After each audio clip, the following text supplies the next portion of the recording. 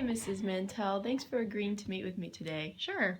I enjoyed talking to your husband yesterday about his career, and today looking forward to hearing about your history and business pursuits. Thanks.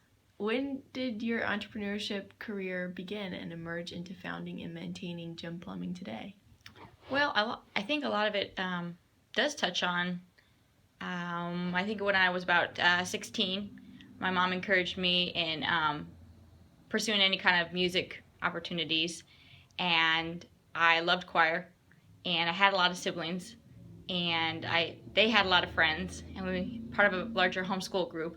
So my mom encouraged me to start a choir. So we were called the King's Choristers. I came up with what I thought was a cool name, and so I actually involved the moms too. So one of the years it got rather large. It was about 30 between moms and kids, and we had 2 different classes, and that was a lot of fun. And I had there was a tuition because I needed to cover music and buying music, and I planned out my lessons plans, and it was pretty cool. We would at Christmas we would go to a couple nursing homes, and then we'd have our Christmas concert, and in the spring we would go back to the nursing homes, and that was kind of like our trial run, and then we'd have our spring concert. So that was a lot of fun. It absorbed a lot of time, and so then when we started the band with my sisters, I felt like I really couldn't do both. At the same time, I was also working part-time, well, almost full-time, for a business magazine, running the fulfillment department, where we would fulfill the magazine orders, take the payments, and then do that kind of stuff. So then I had to kind of stop the choir, and some of my siblings weren't really too much interested. They're getting older, and my brothers, didn't think it was as cool anymore. How old were you at this point? I think the choirs were between 16 and 19, so I had them for about 2-3 years. Yeah, I think 3 years, yeah, because we had 3 concerts, like 3 Christmas and 3 spring. So then started the band, and that absorbed a lot of time, and with my sisters, and so I took care of all the books. So made sure that, we got paid for our gigs and all that good stuff. And then my sister Havla kind of took over getting the gigs, talking to the presenters, and then I would take care of, okay, did they pay us? Did they pay their deposit? And then I'd take care of, when we were at the show, at the festival, making sure we got our check before we left. So my sister Havla and I were pretty involved with that. And my younger sisters, Abigail and Tabitha, they were a little bit younger, so they were just fine with coming along and playing the music and writing. And so it was definitely a group effort. I would say I took over the books and making sure all the money was where it was supposed to go. And then you started Gem Plumbing with Jeremy about how long after that? Quite a few years. We continued the band from, I want to say, like 2007. We got married in 2008. We continued to play and on the road and multiple states through till, I want to say, Corinth, Corbin, Caden. Things slowed down right before Colton. We were still playing, because I still remember doing a couple shows being pregnant with Colton. But after he was born, now Colton is going to be 3. So I want to say things slowed down, kind of closed down with the band about 3 years ago. Pretty much when we started Gem Plumbing, it became a lot, because I started becoming pretty involved with Gem Plumbing. Gem Plumbing started in 2013. So I want to say 2015, 16, things started really slowing down with the band, and I think about 2016, I think we pretty much were wrapping things up. So with R&R Plumbing, DNA Plumbing, and Wendell Koblenz, yeah, just down the corner, or just around the corner, why did you expect your plumbing business to succeed in this particular location? I guess we didn't think, location does play a role. Mostly all Jeremy's contacts that he's built over the years are in this area. We actually wanted to move closer to my mom, because I still wanted to be closer to mom. But Jeremy kind of showed me that all his contacts are in this area, and if we were going to start something, we needed to be where the work was, and all the contacts he's built over the years from being in the water-ish industry, since growing up in that and working so many years in the family business, all the contacts are here in this area. So we couldn't really move, because if we did, he'd just be driving a lot, and I didn't really want that. So we were pretty much sure that we would, if I get your question right, succeed as you will, Right. because there seemed like a need. Even though he was working full time at Ace Brothers Plumbing, where he was at after he moved on from his family's company, Dynamite Water Systems, he was constantly in the evenings, Saturdays. People were always asking him to do this, do that, what have you. He had Gem Construction Services, his side company that he ran on top of his full-time job for many, many years, even before he met me, like, 2002 or whatever. And there was always people asking him, and he usually had to say no to a lot of it. So he was fairly sure that he was going to be able to have the work. He did mention the construction business to me. So he started that. Yeah. He started before he met me. So he actually worked. Physical labor has been pretty hard on his body. So he needed to get a vehicle that wasn't killing his body so bad. And from what I understand, things might be different now. His brother pretty much ran the company, and the vans were very, very difficult on his body. He had gone through 2 knee surgeries already, and it was very challenging. The work he was doing, pulling pumps in the mud and crawling in and out of service vans, he just had it. And it was very difficult. So he decided that he was going to get a big truck, one of those like FedEx, UPS trucks, where he would not be crawling in and out. His back was killing him. And so he could just literally step into the truck and step out. He'd literally just walk in and out. And so he thought he needed to buy that, and it's pretty expensive. And so he was using his side money to get the truck. And and when he was working at Donamar, customers would ask him all the time, can you do this and can you do that? And he was always looking for a way to bring in a little bit more income. And, even though he was working full time, things were always really tight because his salary wasn't very big. It was always get the company going later. We'll, that kind of deal with family business. And, when they're starting out, they struggle for a while. So his paycheck struggled for a long while. So he was always doing side work. So to kind of support things, and also his brother was not on board with getting the truck, so he had to support the truck too.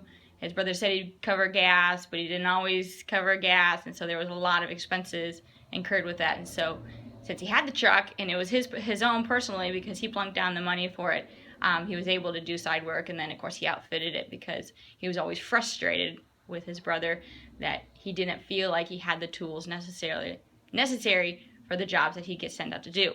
So knowing Jeremy, he just would go out and buy the tool because he needed to get the job done, whether his brother would allow the money or not. He needed to get the job done, so he would just go buy it. Hence Gem Construction Services. He already had the tools, so he would just be like, oh, I can make an extra couple $100 here, $100 there, and then that it just came about. That's interesting. So Gem Plumbing just kind of took over Gem Construction and all that it had, and just blossomed further. We just kind of changed the name because plumbing was the focus, not construction. Okay, I understand. So do you feel there's something especially unique about Gem Plumbing, or that you service better than other companies that keep customers coming back?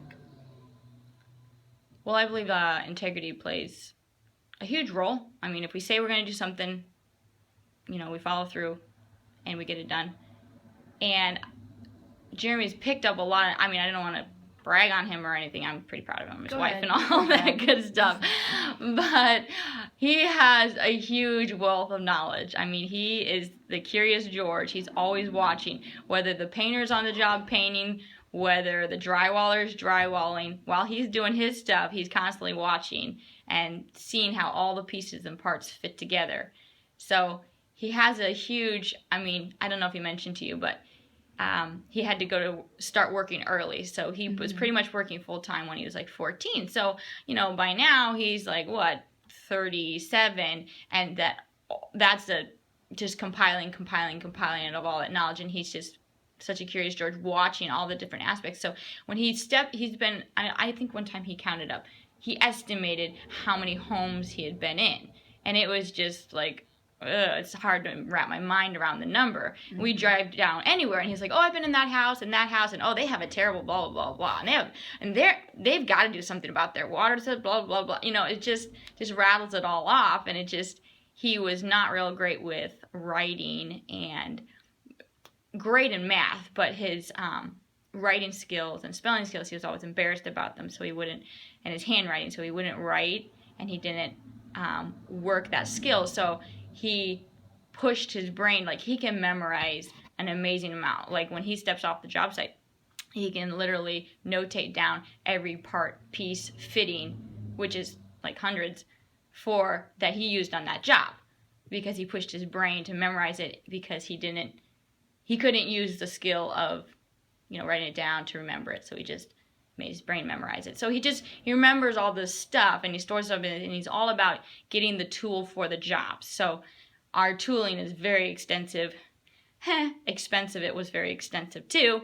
And he has so many different tools to take care of so many different types. So if someone comes to our company, pretty much any kind of plumbing issue, we, you know, whether or not he wants to take it on, he can pretty much take care of it. He's called out a lot of the times to do investigative work. So any kind of crazy plumbing thing out there, I think that's what draws people to us, and that's a lot how we get referrals too, because they're like, oh, that's pretty crazy. Well, the guy you should probably call is Jeremy, because if anybody can figure it out, Jeremy probably can figure it out. Just like the last job we just got, it's for some kind of business that's creating coral. Yeah, and it was a longtime coworker, and he's like, dude, that's pretty complicated, but you know, if anybody could figure it out, just call this guy, and you know, he might be able to figure it out for you. And Jeremy, sure enough, like, oh, a challenge, that's awesome, I will take it on. You know, of course they had to okay the numbers and everything like that, but I think that's a draw to us, because just the combination of the skills and the knowledge that's been acquired over so many years, and the willingness to put the dollars and the big dollars into buying the equipment, all the different kinds, from cameras to just you name it, that's a draw to us, because, well, we can take care of it because we have the tools. Yeah, it's amazing qualities. Two words often used to describe entrepreneurs are visionaries and risk takers. Would you consider yourself or Jeremy in those categories? Jeremy definitely more than me. I'm a little bit more the cautious side, and sometimes I tend to be a little bit like, you know, Lot's wife, and I'm afraid I'll turn into a pillar of salt when I look back. I'm like, oh, only when he worked, you know, such and such. He went to work in the morning and he came home at night. But I kid myself, because he did. He went to work and he came home at night, but most of the time he went out onto another job, jump construction. He'd go, oh, we could do this and we could make a couple more bucks. But he definitely more grabs that challenge and just is like, gets so excited about the different opportunities, and oh, we could do this, and oh, we could do that, and he really gets excited about the different jobs. So I definitely see him much more as the risk taker and the visionary, and sometimes I tease him at Jeremy the dreamer, you know, because he's always thinking of all these grand things. And yeah. So one of the things is when we first started, he's like, okay, you know, to generate business, we could do this, you know, target a good neighborhood, like a higher, you know, dollar neighborhood, and we could put together this little packet and have these leaky toilet tablets in the little bag, and, you know, to put in their toilet to see if their toilet was leaking. It would turn the color, and so that, you know, they would know, and then they would just call us. And we didn't do any of that. We were so slammed from the get-go. We have been so busy from the get-go. We haven't done nada on marketing, except we are a part of some networking groups, and we expend our efforts to that. But he's always dreaming of all kinds of different things. all the time. I'm kind of like the reins. Whoa, let's Somebody has to. the balance. Mm-hmm. That's awesome. How do you price your services? It's we're always constantly checking to see if we're at the right market value, and we try to be, we're not the cheapest, but we're not the most expensive, but we are, because we do value that, we do think that we have quite the value to our service. So I would say we're the middle to high of the price range of the plumbing industry. And we're part of the local PHCC, Plumbing, Heating, Cooling Contractors of this area.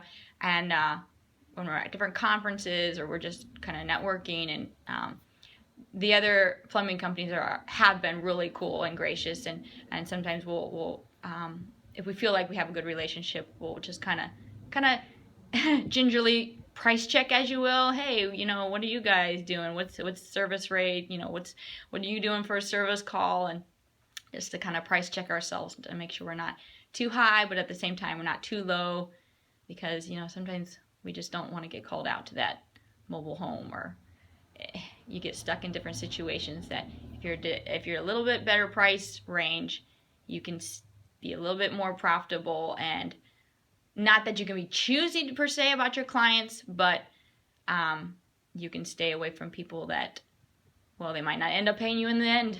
Mm-hmm. So, there's just different kinds of people out there. Right. Have you seen your cost of raw material and cost of labor increase due to inflation?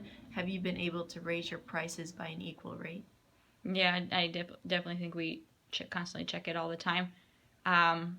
We have a handful of supply houses, and we're pretty loyal to them, but Jeremy's constantly price checking them.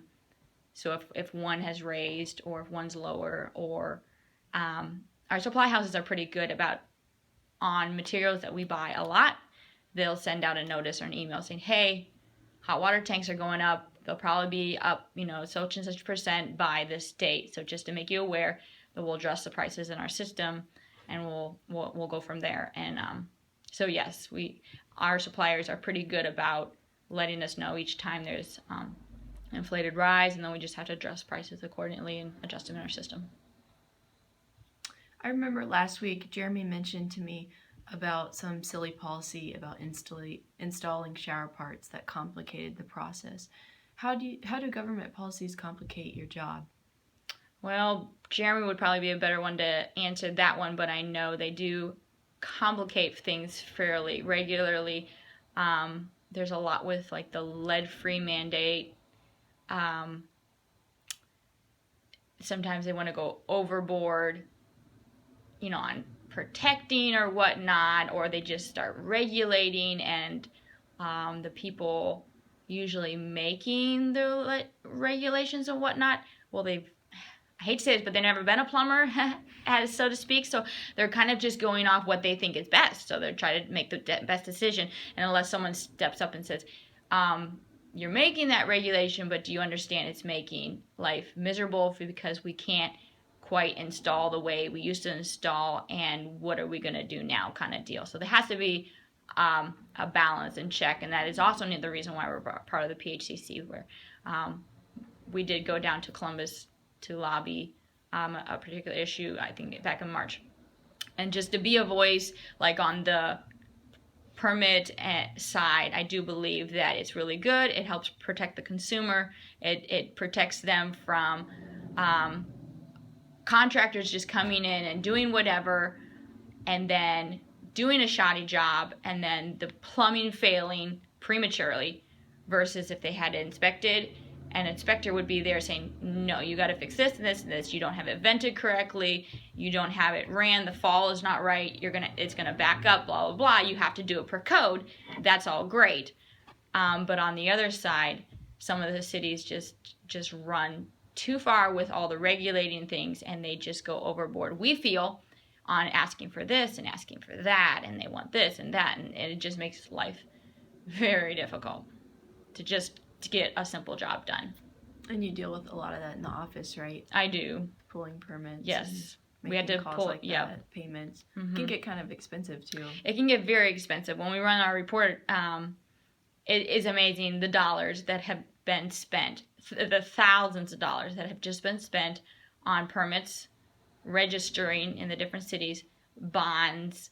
I think it's fine that, the city would ask for some kind of surety that we're not going to wreck something in their city at a homeowner's house that might cause damage to either like a street or for excavating a line, and then we do it incorrectly and we make part of the street cave in.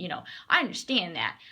But at the same time, I feel like they've gone quite overboard with it, and they're just gotten a little crazy, and they'll do things like, oh, you can't do one thing in our city until you've done this, this, this, and this. You submit it all, and they're like, oh, wait, you didn't fill out the rest of form, blah, blah, blah, blah. And we're like, oh, my gosh, we were supposed to be pulled onto this job already, and it's pushed this behind, and it just makes it very, very difficult. I feel like sometimes, like, have you ever been on a job site and worked one to see that what you're doing, to how you're making life so difficult for just getting a simple job done. So that's frustrating. Yeah, understandably. Sometimes people misunderstand the amount of time and energy it takes to develop a successful business. Throughout history and still today, entrepreneurs are accused of being workaholics. Have you personally dealt with this sort of criticism, and how do you handle it? Oh, definitely. That's a loaded question. Even personally in my own family, my mom gives me that look like, oh, Jeremy's working again, or he won't make it to such and such, or he's always late, or he'll be late again, just like to your wedding rehearsal. I don't think he actually got there until all the food was pretty much out, saving him out of plate, and that's unfortunately, it's a fairly common occurrence. Quite a bit of tears shed over that one. I don't know, it just happens. Like, the time we have something planned, that's when someone's water goes out. That's when a line breaks. That's, we try to compensate. Since we're a small company, we can't always, and we have a lot of turnover. We'll get an employee trained up so that, like, okay, you're on call when we're going to Shelby and Ransom's wedding, okay? So if something goes wrong, you need to take care of it, but not always can they take care of it. And since we have a huge, we feel the responsibility to take care of our customers. And so even though there's stuff going on in our lives, needless to say, there's lots of Sundays Jeremy dashes off after church to take care of somebody other, or, So that is a huge challenge, and it's a huge struggle to find that balance and not to get bitter against work, because on the one hand, yes, we want to take care of our customers. We can see that, their basement's getting ruined because you can't get the water shut off. But at the same time, when it happens so much, you're like, well, I have a life too. Just finding that balance and just saying, you know what, at the end of the day, it'll all be worth it one day, when we can get ahead and we can provide a great service, and we can work out in our lives to try to sort out so we have a happy balance, so we can have the people to cover for us, so we can actually have a life too. Because like right now, Jeremy since we started in 2013, I worry about him getting sick or whatever, because he literally works at least 80 hours a week, 80 to 90 hours a week, and he's been doing that since 2013.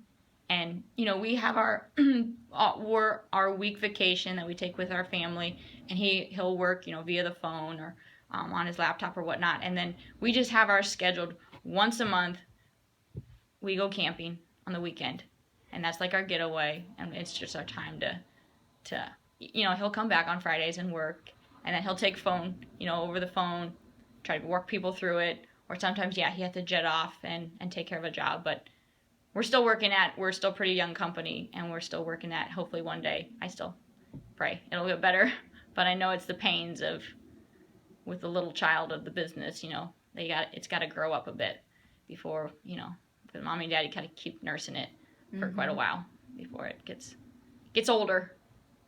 So, yeah. Yep. Interestingly enough, across the board, inherited capital and assets is not a requirement or even a commonality with starting out entrepreneurs. More likely, the common thread includes having a parent He was an entrepreneur and a family background of high character qualities and morality. Do these statistics relate to your personal history and Jeremy's history? I definitely stayed on Jeremy's side. His mom and dad was very, even though they knew nothing about the water treatment industry, they thought this needs, people need this service. People need good water. They need clean water. They need water that's filtrated, that doesn't, I mean, if they're in the country, that wouldn't have any pesticides leaked in through the ground, and that could be all, if they're in the city, that wouldn't have any metals leaked out from the pipes and all this stuff, or the chlorine, removed and whatnot. So he jumped into it. He was a car salesman. I don't know if Jeremy told you, he was actually his dad was a car salesman, and he decided there's a need. Let's start a water treatment business, and his mom was on board with it. His mom ran the office, and his dad, and he had a lot of physical difficulties, but he still just went for it. It was a huge struggle for them to get it off the ground, but right now it's a very successful business. So I think Jeremy inherited a lot of that from, he might have mentioned like mowing lawns when he was little, enough to get his own mower. And his dad helped him, and he's like, yeah, you should go, you should do this. And he encouraged him. And I think my dad helped encourage me too. My parents, they just said, if you want to do this, well, why not? Let's go for it. My dad is business economics professor, so he's always throwing entrepreneurial ideas around. He's a big part of my brother and his business of shop blasting. He's always encouraging, oh, Mikey, you can do this, and we could do this job and that job. And, with the band, he was always very encouraging. He's like, you could get these gigs, and this would be awesome. It could support your music, and just always been real encouraging. So I definitely think family plays a huge role, and just encouraging, and encouragement's huge. And I think on Jeremy's family, his brothers are really encouraging, and his parents are encouraging, and it's, it runs a lot in the family. It's awesome. Thank you, Heather. Thanks for sharing. Oh, my pleasure, all that with Shelby. me today. And of course, yeah. It was a pleasure meeting you. Thank you. Thank you. Good luck with your rest of your school stuff. Thanks.